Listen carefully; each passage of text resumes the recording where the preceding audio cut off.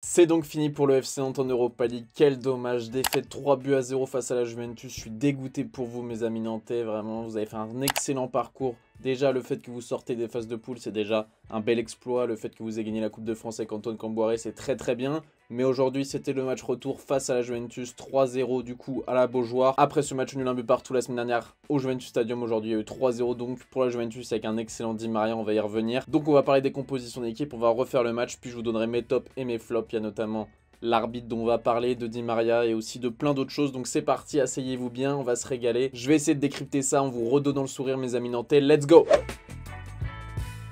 Avant de commencer la famille, n'oubliez pas de liker, de commenter, de vous abonner, de partager. Et même si vous avez un petit peu d'argent à me donner, de faire un petit don. On sait jamais, il y a des dons à faire. Par rapport au compo, on peut voir qu'Antoine Camboré, dès le début du match, il s'est dit je vais jouer offensif. Parce qu'il a rajouté Florent Mollet titulaire. Andy Delors était là et donc Mustapha Mohamed sur le banc. Mais on a vu qu'il a mis Moses Simon, donc piston gauche, Santonz à droite. Et t'avais Mollet au milieu de terrain avec Chirivella Sissoko. Donc t'avais vraiment une équipe offensive qui savait jouer au ballon. Et on s'est dit, bah aujourd'hui, comme Boiré, il a envie de faire quelque chose, il a envie d'aller chercher un résultat, il a pas envie de faire comme au match aller et d'être acculé devant sa défense. La Juventus, ils ont quand même des matchs importants qui arrivent, le FC Nantes d'ailleurs aussi, puisqu'ils ont le Stade Rennais ce week-end. Au milieu de terrain, t'avais Fadjoli, Lucatelli, Rabiot, donc Paredes remplaçant, et devant Di Maria, Kean, Kostic, et c'était ça la grosse surprise, c'est que Vlahovic n'a pas commencé ce match. Donc la famille, le match, ça a commencé très tôt, dès la 5e minute, avec ce but de Di Maria. Malheureusement, un but qui vient d'ailleurs, un but exceptionnel. 9 fois sur 10, il l'aurait envoyé dans les tribunes, mais on connaît Di Maria avec cette patte gauche, tout simplement, ce pied magique. Il a vraiment un pied exceptionnel, c'est un des plus beaux pieds gauche de la dernière décennie. Je pense qu'après Messi, on peut le mettre en concurrence avec Robben, sur qui a le plus beau pied gauche des 10 dernières années, mais c'est vraiment énorme ce que Di Maria a fait. Le FC Nantes, ça les a un petit peu refroidis dans ce stade qui était complètement chaud avec ce tifo, qui avait une petite référence à Naples avec ce volcan. L'idée était plutôt pas mal, j'ai plutôt apprécié l'idée. Après le tifo, personnellement, je le trouve pas hyper beau. Ça reste que mon avis, la famille. Je le trouve que l'idée est très bonne, mais le tifo pas hyper beau non plus. Ne m'en voulez pas, la famille. Ne mettez pas de pouce rouge à cause de mon avis. C'est que de l'esthétisme. Le plus important, c'est l'ambiance de fou qu'il y avait ce soir à la Beaujoire. C'était complètement fou. J'ai adoré. Il y avait vraiment une atmosphère dingue. Donc Di Maria à la 5e minute a calmé tout ça, mais le FC Nantes en début de match, ce qui était intéressant, c'est qu'ils avaient vraiment envie de jouer offensif. Contrairement au match aller où ils étaient vraiment très défensifs, où ils attendaient, ils savaient qu'il y avait un match retour à la maison. Donc ce but très tôt dans le match, vraiment a fait beaucoup de mal au FC Nantes. Et puis après Di Maria s'est régalé pendant tout ce match. Le deuxième but, c'est un penalty, il fait l'amour tranquillement côté droit. Faut savoir qu'au début, c'est quand même Rabiot qui remonte la balle sur une trentaine de mètres. Rabiot qui a été beaucoup trop seul dans cette action, parce qu'à ce moment-là, le FC Nantes était à 11 contre 11. Donc j'ai pas compris pourquoi Rabiot était aussi seul et qu'il avait autant d'espace pour remonter la balle. Et au final, Di Maria s'amuse côté droit sur Palois. Palois sauve le ballon de la main, mais en fait, c'est pas fait exprès, hein, faut se le dire honnêtement, c'est complètement pas fait exprès. Mais l'arbitre a décidé de siffler carton rouge comme s'il avait fait une main à la Luis Suarez face au Ghana en 2010, comme s'il avait fait exprès de faire cette main. Donc j'ai pas du tout compris pourquoi il a fait ce choix, monsieur l'arbitre, parce que ça se voit que Nico Palois fait pas du tout exprès. Je trouve ça extrêmement sévère, je sais pas ce que vous en pensez, mais cette main, ça saute aux yeux que c'était pas fait exprès. Donc vraiment, l'arbitre a tué le match très tôt dans le match, puisque c'est à la 20e minute. À la 20e minute, le FC Nantes a dû jouer donc plus d'une heure à 10 contre 11, et sans Nico Palois, qui est un joueur super important pour les Nantais. Donc ça, c'est très dommage. L'arbitre, pour moi, a tué le suspense de ce match. Après, il aurait pu se passer quelque chose de fou à 10 contre 11. Peut-être que le FC Nantes aurait pu faire une remontada magnifique. Mais là, je trouve que la double peine, qui est déjà désencouragée par les arbitres de plus en plus, on entend des arbitres dire le carton rouge plus le penalty, faut pas trop y penser, à part vraiment si le mec assassine dans la surface. Là, monsieur l'arbitre, il a déconné, il a mis le carton rouge sur Palois. Je trouve ça très dur. Franchement, j'ai pas du tout apprécié ce geste de l'arbitre, parce que Palois, même lui, il était surpris, il fait pas du tout exprès. En tout cas, c'est mon opinion, pour moi, il fait pas du tout exprès. Donc certes, le penalty est totalement justifié. Un carton jaune, ça suffisait amplement pour moi. En tout cas, le troisième but, c'est en fin de match. Di Maria aussi, sur une tête, goal line technologie. La montre a vibré, le ballon est rentré. En direct, ça semblait très bizarre parce que je voyais pas du tout le ballon être rentré. Et au final, s'il est vraiment rentré. Mais là encore, l'arbitre n'a pas été très gentil avec le FC Nantes, puisque Lafont, sur la même action, a subi quand même une faute assez logique. La VAR n'a pas été appelée, la VAR n'a rien fait. Moi, je trouve quand même qu'il y a ce troisième but, il est un petit peu dur, parce que Lafont, même si le match était plié, on est d'accord, la Juve mérite de passer, la Juve a été supérieure au FC Nantes, ça on est d'accord. Mais je trouve quand même que ce troisième but de Di Maria, la VAR aurait pu dire il y a une faute sur Lafont.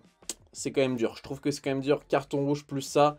Je trouve que l'arbitre, si on enlève Di Maria, l'arbitre c'est aussi un petit peu un homme du match, franchement. Après, il y a des aspects tactiques dont on peut parler, donc je me suis noté par exemple les contre-nantais, par exemple avec Santon côté droit ou Moses Simon côté gauche, qui manquait un petit peu d'allant, qui manquait un petit peu de panache, ça manquait un petit peu d'ambition, c'était un petit peu trop simple. Santon côté droit, il débordait, il cherchait le corner, Moses Simon côté gauche, il osait pas trop déborder, il avait un petit peu de mal. De toute façon, on sait qu'il est en manque de confiance cette saison, Moses Simon. Donc, je me suis noté que les contre-nantais n'étaient pas assez ambitieux et que les relances de la Juventus étaient trop simples, trop facile pour eux de relancer le ballon, encore plus quand ils étaient à 11 contre 10, ils avaient encore plus d'espace parce qu'il y avait moins de pressing des Nantais. Mais voilà, ils avaient trop de temps dans les relances, la Juventus. Ça pouvait jouer tranquillement à droite, à gauche, ressortir le ballon, jouer un petit peu au taureau. C'était trop simple pour eux, même si Delors et après Mustapha Mohamed ou Ganago, d'ailleurs Ganago, beaucoup de courage à lui pour sa fille Chloé. Bah, ils ont essayé de faire du pressing, mais bah, c'était trop simple pour la Juventus. Il y avait trop un écart technique, je pense, entre ces deux équipes. Et le fait que bah, Nantes était à 10 contre 11, bah, forcément, pour moi, ça a plombé le match. Ensuite, on peut passer au top et au flop. Forcément, homme du match, je suis obligé de mettre Angel Di Maria, la famille. Comment ne pas le mettre, le lutin et le fidéo, trop fort. Voilà, dès le début de match, il te sort un but venu d'ailleurs. Di Maria, exceptionnel, un très grand Di Maria. Et quand je le vois comme ça, je me dis putain, pourquoi on ne l'a pas gardé au Paris Saint-Germain une saison de plus? Il a été excellent, Angel Di Maria. Il a fait énormément de mal aux Nantais. Je vous l'avais dit dans l'avant-match, hein, je vous ai dit Di Maria, ça va être le facteur X de ce match. Je vous l'avais dit, les gars. Si Di Maria il arrive à décrocher, il arrive à faire le jeu, il arrive à faire le maestro, ça va être très dur pour les Nantais. Bah ça n'a pas raté, Di Maria, quand il décrochait, c'était tellement simple pour lui techniquement. Il orientait le jeu contre l'orienté, il allait chercher de l'autre côté. C'était vraiment trop simple pour Di Maria et bah c'était sûr, hein, je vous l'avais dit. Il fallait vraiment que Nantes arrive à placer 2 joueurs sur Di Maria pour qu'il l'empêche de jouer long. Ah, s'ils n'ont pas réussi, Di Maria il a joué long un nombre de fois. Sa patte gauche c'est vraiment un délice. Deuxième homme du match, j'ai mis Danilo, le capitaine en défense, que d'habitude je trouve pas très bon. C'est pas un joueur que j'apprécie énormément. Là j'ai trouvé très solide, que ce soit dans les passes ou même dans la temporisation du jeu. J'ai vraiment apprécié le match de Danilo. Troisième top, forcément je mets la Beaujoire. Une ambiance de folie comme je vous l'ai dit au début de cette vidéo. Forcément un 16e de finale d'Europa League, ça arrive pas souvent au FC Nantes ces dernières années, depuis 20 ans. Donc voilà, la Beaujoire a répondu présent, donc ça, je tiens à vous féliciter mes amis nantais, vous avez été très bons au stade de la Beaujoire. Malheureusement j'ai pas pu y aller puisque moi actuellement je suis en Angleterre. Et dans les flops, bah la famille, j'ai mis l'arbitre qui a totalement tué le match, comme je vous l'ai dit, j'ai pas du tout apprécié le match de l'arbitre, pour moi il a pas du tout tenu ce match, il a pas du tout tenu les joueurs, c'était un petit peu du n'importe quoi, vraiment l'arbitre a été dépassé. Certains diront que la Juventus peut être favorisée par l'UEFA parce que c'est plus sexy, etc. Ça c'est un débat, moi je suis pas vraiment d'accord là-dessus. Pour moi l'arbitre a juste pas été bon, peut-être que c'est l'ambiance, l'enjeu, je ne sais pas. Pourtant c'est un arbitre quand même qui a du coffre, qui connaît les grandes équipes et les gros matchs. Mais je l'ai pas du tout trouvé bon aujourd'hui et pour moi il a totalement tué le match. Et si j'étais nantais je serais très énervé contre l'arbitre. Ensuite bah Delors, un petit peu dur de le mettre dans les flops, mais Delors qui a joué 45 minutes, qu'on n'a pas beaucoup vu, un petit peu un rôle ingrat, mais... Voilà, il y a une concurrence avec Mustapha Mohamed, qui est le meilleur entre Delors et Mohamed. Delors, aujourd'hui, on ne l'a pas vu. Même si sur 2-3 ballons en déviation, etc., il a été intéressant. Mais j'attends plus de lui. Je veux vraiment une grinta. Je veux vraiment qu'il fasse la différence devant, qu'il pèse sur la défense. Il l'a fait, mais tu vois, je lui mettrais une note de 4 sur 10. Pour moi, il n'a pas été assez bon. Dernier flop, je mets Sissoko. J'aurais pu en mettre d'autres, c'est vrai. Sissoko, il est sorti très tôt dans le match, à la mi-temps, je crois. Mais voilà, on l'a pas assez vu. Sissoko, c'est un joueur d'expérience. Au milieu de terrain, il est censé être bon. Au FC Nantes, cette saison, c'est compliqué. Beaucoup de Nantais avec qui je parle, dont mes amis, ma famille, disent que bah, Sissoko, ils en sont pas du tout contents. Et on l'a vu aujourd'hui, même si au match aller, attention, au match aller, il a été très bon. Sissoko, il a vraiment fait quelque chose de bien. Là, aujourd'hui, on l'a pas assez vu. Pourtant, c'est un mec qui a beaucoup d'expérience. Des compétitions européennes et internationales avec Tottenham ou avec l'équipe de France. Ça doit compter dans ce genre de match.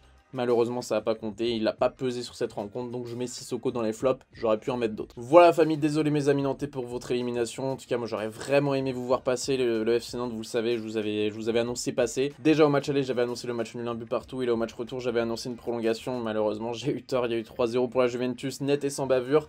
Félicitations à mes amis turinois, désolé pour mes amis nantais. Si vous avez kiffé ce débrief et les vidéos sur le FC Nantes, mais je fais plein d'autres vidéos sur le PSG, sur l'actualité, sur le mercato, etc.